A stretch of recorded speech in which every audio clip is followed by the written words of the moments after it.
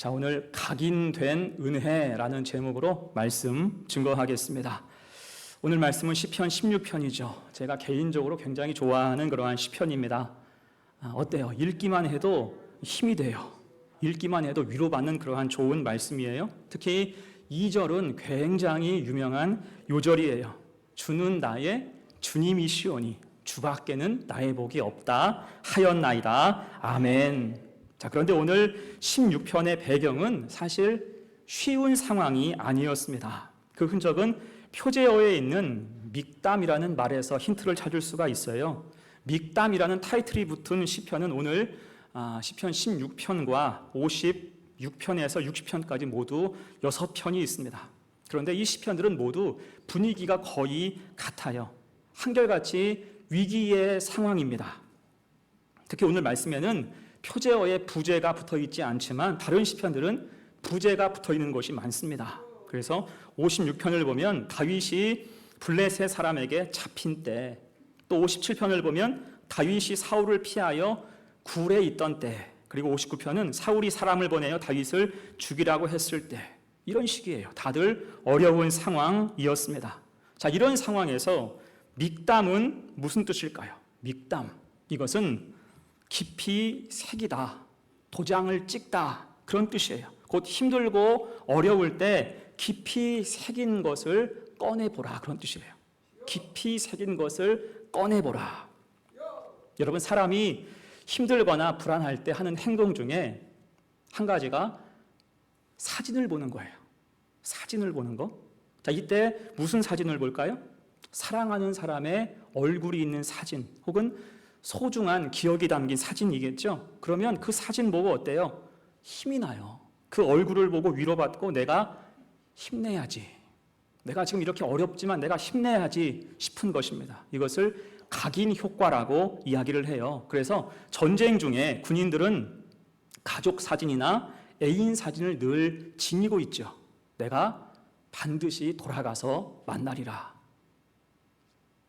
생각하고 다짐하는 거예요. 또 우리 중에는 직장에 있는 책상이나 혹은 차 대시보드에 가족 사진을 놓아두는 분들도 있습니다. 그것을 보고 매일 마음을 다잡고 힘내자는 거지요. 내 직장 생활이 쉽지 않지만, 정말 곤고한 상황이 많지만 내가 우리 애들, 우리 아내, 우리 남편 얼굴 봐서 더 힘내야겠다. 그 사람은 불안정할 때, 또 힘들 때 그 마음에 깊이 새겨진 것으로 위로를 받고 힘을 얻는 습성이 있다는 것입니다. 자, 그것이 믹담의 의미와 같은 거예요. 힘들 때, 내가 정말 힘들 때 하나님 말씀을 꺼내어 본다. 각인된 말씀을 내가 다시 붙잡는다. 그런 뜻이 믹담이라고 할 수가 있어요. 그럴 때 과정과 결과에 상당한 차이가 있겠죠. 오늘 본문도 그렇습니다. 처음과 끝이 정반대잖아요. 1절 봅니다. 하나님이여 나를 지켜주소서, 내가 주께 피하나이다. 아멘. 이것은 위급함에 대한 호소예요. 그런데 11절을 보니까 주께서 생명의 길을 내게 보이시리니 주의 앞에는 충만한 기쁨이 있고 주의 오른쪽에는 영원한 즐거움이 있나이다. 아멘. 안도하고 감사하고 있습니다. 곧 힘들고 어려운 일 앞에서 내 안에 각인된 말씀을 붙잡고 의지할 때 하나님의 섭리와 은혜가 가득 임했다는 거예요. 그런 의미에서 우리 믿음에는 믹담이 있습니까? 여러분의 삶 가운데는 하나님의 말씀, 각인된 말씀이 있습니까? 흔들리지 않는 진리가 있으세요? 이에 우리가 우리 속에 반드시 새겨야 할 믹담, 진리를 본문 통해서 두 가지로 생각을 해봅니다. 첫 번째, 하나님이 중심이 되셔야 돼요. 하나님이 내 삶 가운데 중심이어야 합니다. 오늘 다윗은 굉장히 유명한 고백을 했어요. 2절 말씀, 내가 여호와께 아뢰되 주는 나의 주님이시오니 주밖에는 나의 복이 없다 하였나이다. 아멘. 이것은 다른 말로 하나님이 가장 귀합니다. 하나님이 내 삶의 중심이 됩니다라는 고백과 같습니다. 여러분, 사람이 이런 고백을 대체로 언제 할까요? 대부분은요, 이런 고백은 평안할 때 하는 고백이에요.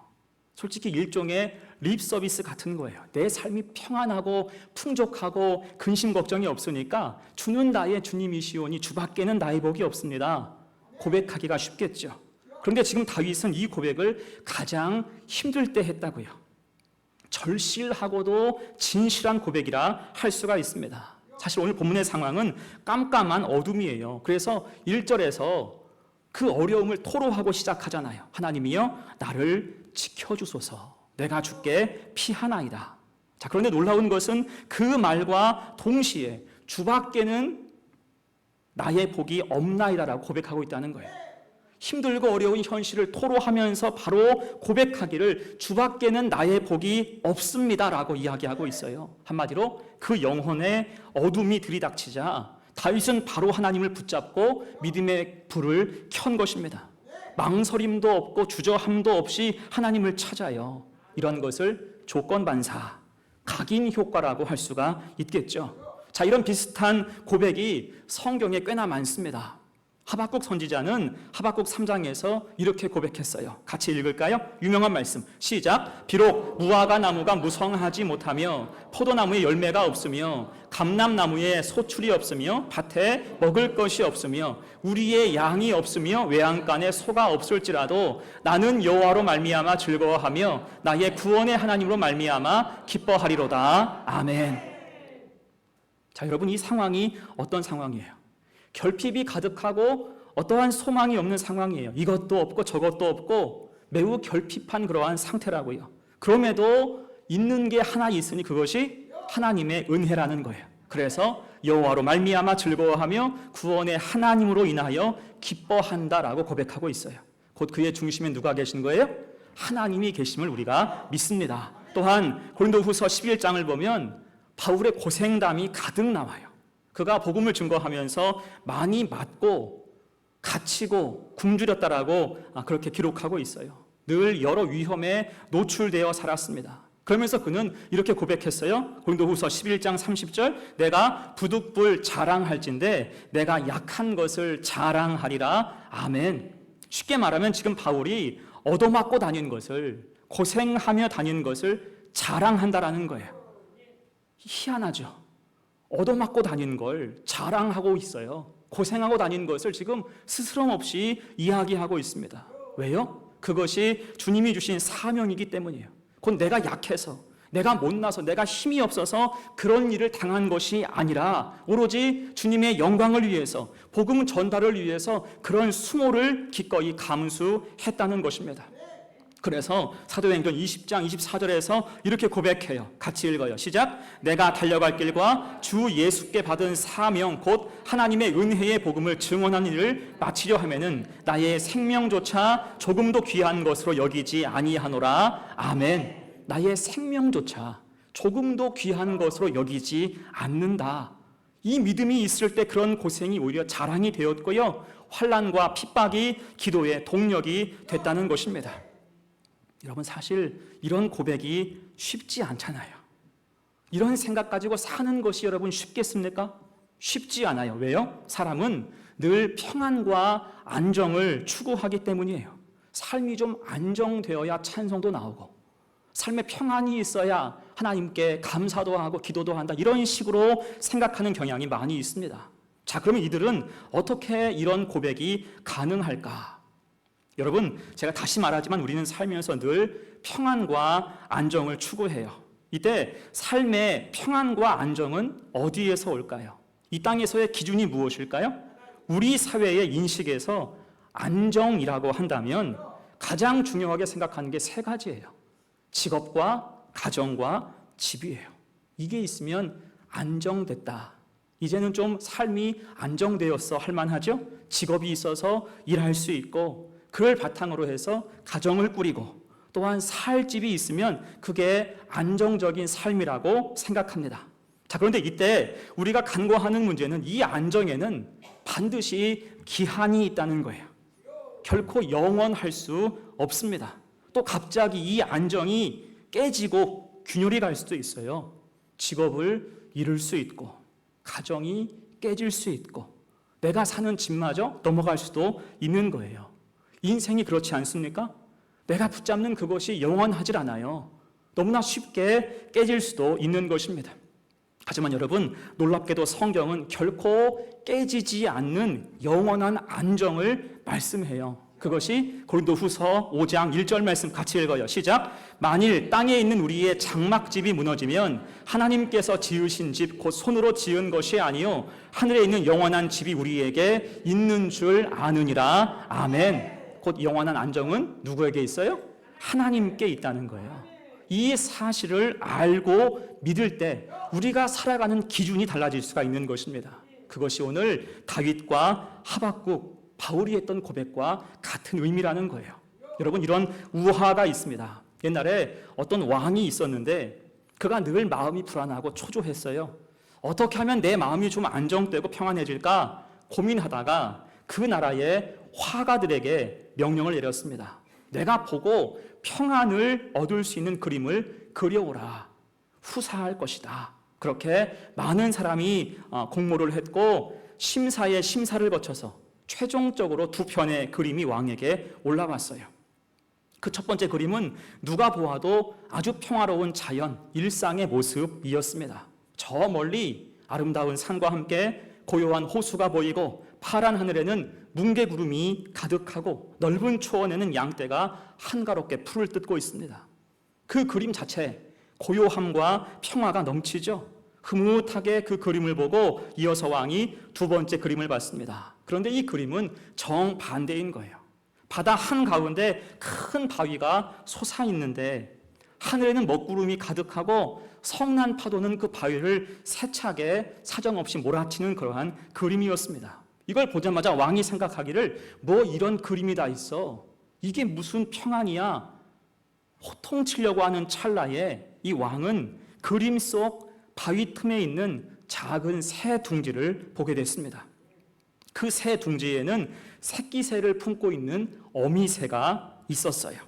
왕이 그것을 한참 지켜보다가 주저없이 그 그림을 선택했습니다. 그리고 이렇게 말했대요. 이것이 바로 평안이지. 어미의 품에 있으면 무슨 걱정이 있을까? 자, 여러분, 이게 어려운 상황에서도 하나님을 고백하는 다윗과 하박국과 바울의 마음인 줄로 믿습니다. 하나님이 늘 함께 하시고 하나님이 중심에 계시니 평안하다는 거예요. 삶에 비록 모진 풍파가 있어도 예기치 않은 환란이 닥쳐와도 하나님 품 안에 있기에 평안하다는 것입니다. 곧 이들은 어려운 상황 속에도 하나님을 중심에 모실 때 주밖에는 나의 복이 없나이다 믿음 고백이 가능했던 거예요. 여러분, 그래서 우리는 늘 중심을 잘 잡아야 할 줄로 믿습니다. 내 마음속 내 중심에 뭐가 있나, 하나님이 좌정하여 다스리고 계신지를 늘 생각해야 할 것입니다. 여러분, 예전에 학교에서 자주 썼던 그런 학습 기구 중에 콤파스가 있어요. 정확한 말은 컴퍼스인데 우리는 콤파스로 기억을 하죠. 이 콤파스를 언제 써요? 원을 그릴 때 주로 사용해요. 이 원리가 간단해요. 컴퍼스의 한쪽을 딱 중앙에 박아놓고 동그랗게 그리면 되는 거예요. 중심이 정확할수록, 중심이 흔들리지 않을수록 원의 모양도 정확하고 크기도 자유롭게 조절할 수 있는 것을 우리는 기억하고 있습니다. 여러분, 그렇게 우리 인생의 중심점은 오직 하나님이셔야 할 줄로 믿습니다. 우리의 중심이 굳건해야 돼요. 그 중심을 하나님께 내어드릴 수 있어야 됩니다. 그럴 때 크거나 작거나 무슨 일을 만나도 세상이 줄 수 없는 참 평안과 안정, 질서가 임하는 줄로 믿습니다. 그 마음을 결코 세상 앞에서 빼앗기지 말아야 돼요. 이렇게 하나님이 내 인생의 중심, 복의 근원 되신다라는 것을 믿고 그 믿음 가지고 힘내어 살아가는 우리 성도들 되시기를 간절히 축원합니다. 아멘. 두 번째예요. 각인해야 하는 은혜 두 번째, 하나님이 채우신 것으로 즐거워하고 감사해야 한다는 거예요.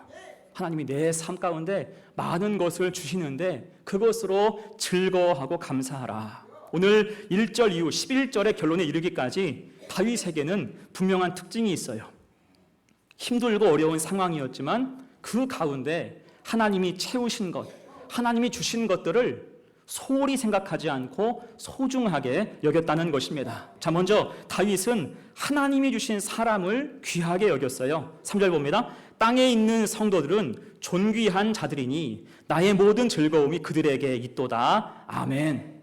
그 다윗은 어려운 상황 중에도 고립되지 않았다는 거예요. 여러분, 고립되는 것은요 굉장히 위험한 것입니다. 영적으로도 어떤 관계 속에서도 고립되는 것, 혼자 있는 것은 결코 좋은 게 아니에요. 이게 다윗은 늘 어울려 살았잖아요. 사울에게 쫓길 때에는 아둘람 공동체를 만들어서 없는 중에, 힘든 중에도 함께 어울려 살았고요. 왕이 된 후에도 어울려서 법궤가 들어올 때 백성과 함께 춤추면서 기뻐했습니다. 그럴 때 영적으로 강건했고요. 삶이 주는 곤고함을 떨쳐낼 수 있었습니다. 여러분, 그래서 좋은 교회가 어떤 교회입니까? 좋은 교회는 하나님의 은혜가 있고요. 또한 3절 말씀처럼 성도의 모임 속에 존귀와 즐거움이 있는 교회가 좋은 교회 되는 줄로 믿습니다. 그런 의미에서 우리 교회도 그런 교회, 이 가을에 더 친밀하기를 축복합니다. 그래서 오늘 오후에 야유회 가는 거예요. 11월 달에는 신도의 별 야유회를 또 준비하고 있어요. 또 내년에는 이런 모임을 더 확대할 것입니다. 자주 모여서 은혜의 교제를 해야 돼요. 은혜 접촉점을 키워나갈 때 우리 공동체는 더 견고하게 성장하게 되는 줄로 믿습니다. 자, 그런데 그와 동시에 또 우리가 관계 속에서 반드시 할 일이 있어요. 그것은 가지치기입니다. 때로는 가지치기가 필요하다는 거죠. 특히 쓸데없는 관계에 휘둘려서 살지 말아야 돼요. 4절 말씀 봅니다. 다른 신에게 예물을 드리는 자는 괴로움이 더할 것이라. 나는 그들이 드리는 피의 전제를 드리지 아니하며 내 입술로 그 이름도 부르지 아니하리로다. 아멘. 자, 사실은 이것이 다윗의 고민이었어요. 다윗이 왕이 된 후에 이 나라가 세니까요. 그 나라의 위상이 막 높아져 가죠. 어느새 그 근처에서 맹주가 됐습니다. 그럴 때 주변 나라들이 다윗과 친밀해지고자 좋은 것들을 막 진상하면서 그런 외교적 노력을 했습니다. 문제는 그것들이 다들 이방의 문물인 거예요. 특히 우상의 사물도 그 속에 포함되어서 같이 들어왔다는 것입니다. 여러분, 사실 이게 양날의 검이에요. 받자니 찝찝하고 안 받자니 좀 예의에 어긋나고 그런 것입니다. 자, 이것을 제대로 처리하지 못한 사람이 그의 아들 솔로몬이었죠. 주는 대로 다 넙죽넙죽 받았다가 나중에 그로 인해서 넘어지고 말지요. 하지만 다윗은 4절처럼 단호했다고요. 신실한 믿음에 방해가 되는 거라면 그 어떤 것도 인정하지 않았습니다. 칼같이 잘라내는 거예요. 자, 그래서 우리도 가끔은 인맥이나 관계 그런 것 때문에 우리 신앙이 후퇴하기도 합니다. 신앙으로는 용납할 수 없는 문제도 인맥을 위해서 또한 지나온 친분을 유지하기 위해서 그냥 참아주고 넘어가주는 경우가 많이 있어요. 그러면서 결국 우리에게 영적인 괴로움이 더해질 수가 있다는 것입니다. 이때 먼저는 우리가 그들을 위해서 기도해야 되고요. 다만 신앙의 걸림돌이 되고 시험이 된다면 우리가 믿음을 가지고 그것 역시 가지치기 할 수 있는 용기가 있어야 할 줄로 믿습니다. 여러분, 단순한 거예요. 복 있는 사람과 어울려야 복이 임하죠. 믿음 좋은 사람과 함께해야 우리의 믿음이 더 좋아지는 것입니다. 그래서 신앙은 영토 싸움이에요. 빼앗기면 답이 없습니다. 그렇게 믿음의 울타리를 굳건히 지켜나가는 성도가 되시기를 간절히 축복합니다. 자, 또 하나 다윗은 하나님이 주신 것들에 대해서 만족하고 또 감사했어요. 5절, 6절 봅니다. 여호와는 나의 산업과 나의 잔의 소득이시니 나의 분깃을 지키시나이다. 내게 줄로 재어준 구역은 아름다운 곳에 있으며 나의 기업이 실로 아름답도다. 아멘. 자, 여러분, 우리에게는 하나님이 허락하신 삶의 영역이 있어요. 오늘 본문의 표현대로 나의 분깃과 나의 기업이 있습니다. 하나님 주신 거예요. 자, 이 중 어느 것도 하나님 없이 된 것은 없어요. 이를 알기에 다윗이 아름답게 고백하죠. 실로 아름답도다. 감사하는 거예요. 자, 여러분은 어때요? 하나님 주신 것을 늘 감사하고 있습니까? 여러분 삶 가운데 주신 기업, 분깃이 있어요. 그걸 늘 항상 감사하며 살고 있습니까? 감사하시기를 축복합니다. 이때 주의할 것은 그 감사의 대적이 있다는 거예요. 감사의 대적, 감사하지 못하도록 방해하는 것이 있으니 그것이 뭐냐면 비교하고 원망하는 것입니다. 비교와 원망. 여러분, 출애굽할 때 이스라엘 백성이 그랬죠. 하나님이 왜 우리를 이곳에 보내셨나? 왜 하필 이런 땅으로 인도하실까? 그들은 광야를 지나는 내내 그렇게 불평하고 원망하고 딴짓을 했어요. 자, 그렇다고 그들이 실제 은혜 받지 못했습니까? 아니죠. 은혜는 매일 가득하고 충만했습니다.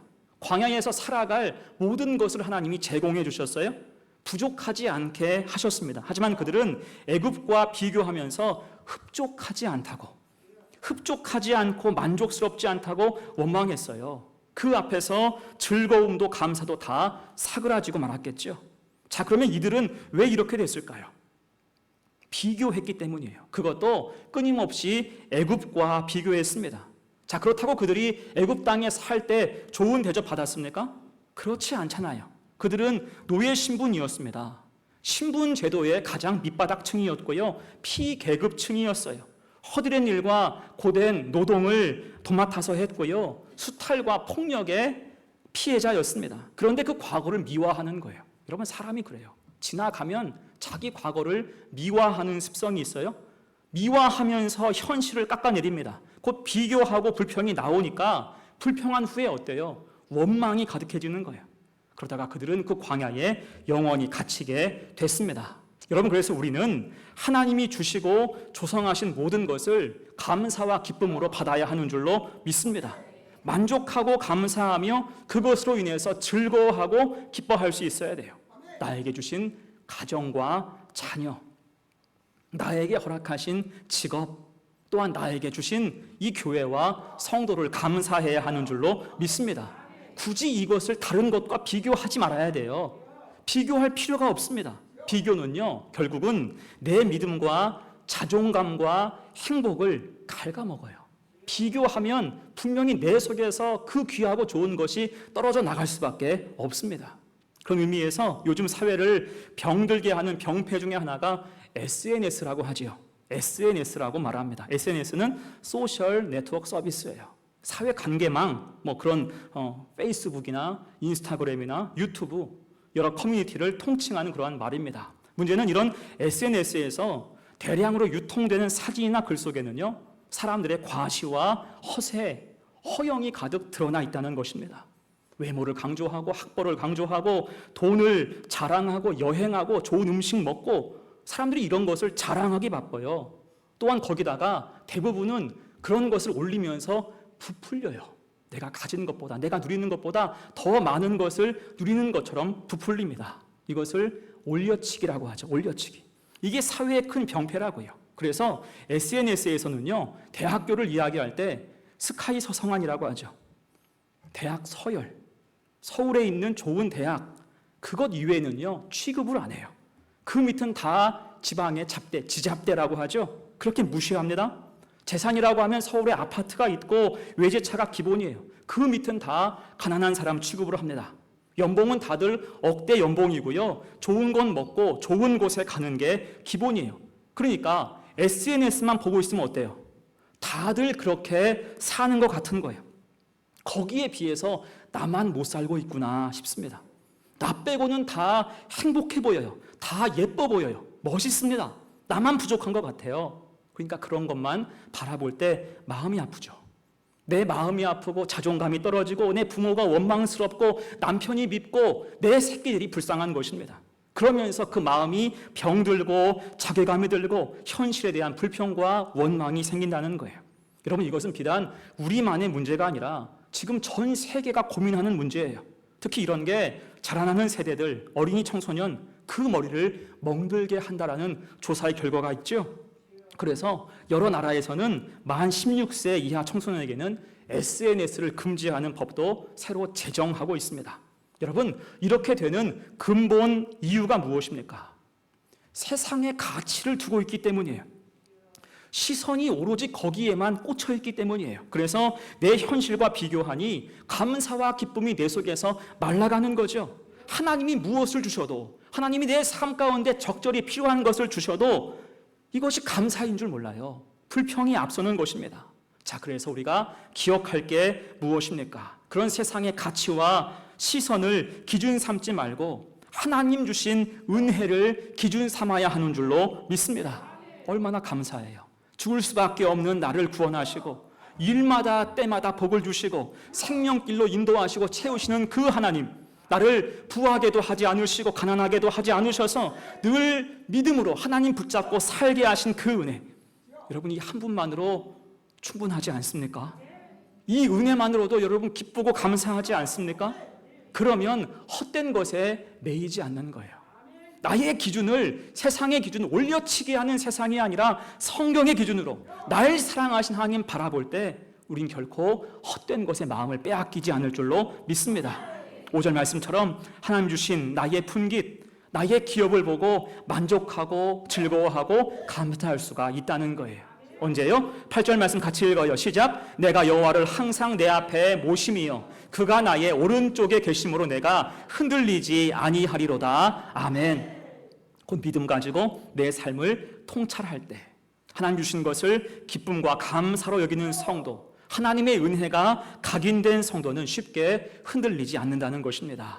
자, 그렇게 각인된 은혜가 우리에게 있어서 하나님 주신 사람으로 더불어 귀하게 여기고 함께 어울리며 또한 하나님이 허락하신 분깃으로 나에게 주신 것으로 늘 기뻐하고 감사하며 행복한 성도, 주의 은혜 가운데 항상 행복한 복된 성도가 되시기를 간절히 축원합니다. 이제 말씀을 마무리합니다. 여러분, 다윗은 늘 믿음 가지고 살았어요. 복 있는 사람으로 살았습니다. 왜요? 그가 늘 성공하고 승승장구하고 형통했기 때문일까요? 아닙니다. 인간의 삶에는 늘 고뇌와 곤고함이 따라와요. 다윗도 예외는 아니었을 거예요. 다만 다윗은 어떤 상황을 만나도 이겨낼 각인된 은혜, 믹담이 그에게 있었다는 거예요. 그것을 우리도 소유하시기를 축복합니다. 그 한 가지가 뭐예요? 주밖에는 나의 복이 없나이다. 하나님이 내 삶의 중심이 되신다라는 것이고요. 또 하나는 하나님께서 허락하신, 하나님이 주신 모든 것을 감사해야 한다는 거예요. 주신 사람들을 귀하게 여기고 주신 모든 것을 감사하고 즐거워해야 할 것입니다. 함부로 비교하지 말고요. 내가 없는 것 때문에 마음 아파하지 마세요. 이미 나는 충분하고 이미 나는 감사하고 기쁘게 생각한다면 여러분, 우리 인생은 더없이 복된 줄로 믿습니다. 그럴 때의 고백이 오늘 11절이에요. 이것이 바로 각인된 은혜, 우리에게 각인되어야 할 은혜라는 거예요. 함께 읽습니다. 시작. 주께서 생명의 길을 내게 보이시리니 주의 앞에는 충만한 기쁨이 있고 주의 오른쪽에는 영원한 즐거움이 있나이다. 아멘. 충만한 기쁨이 있습니까? 영원한 즐거움이 있습니까? 주 안에 우리가 있을 때 이 가득한 은혜와 축복이 날마다 우리와 함께 하시길, 그래서 행복한 우리 성도들 되시기를 간절히 축원합니다. 아멘. 우리 함께 이 시간 찬송하고 기도하죠.